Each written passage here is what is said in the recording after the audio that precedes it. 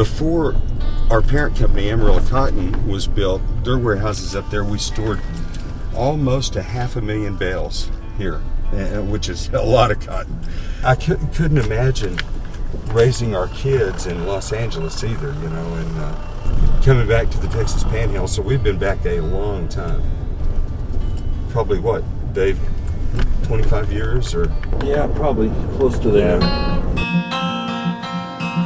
This is the story of two young men from Tulia who became stars on one of the most popular shows on television in the 70s. Lawrence Welk, called the Otwell Twins. Mr. Welk was on the phone, you know, and I think got David in there, and he says, "Guess who this is?" And so we get on the phone, and it's Mr. Welk, and he says, "How would you like to come to California and be on my TV show?"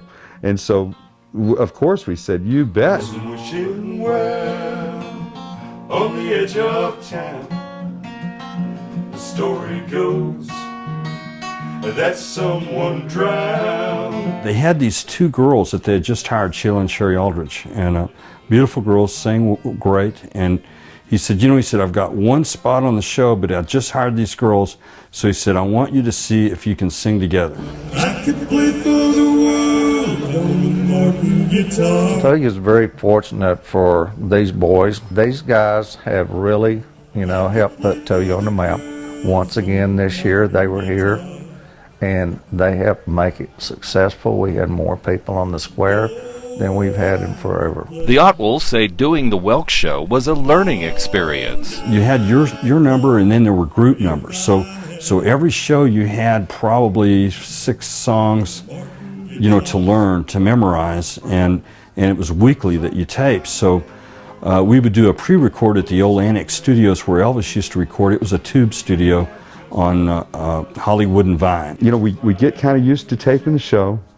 Then, you know, the shows go into reruns for that year, and we start on tour. And Lawrence does 3 tours a year, and he'd do a southern tour, a northern tour, and then maybe a midwestern tour. And so we're going out 21 days straight. We fly to a different city the next day, and I think we were scared to death about flying. And I remember our first show was in Phoenix.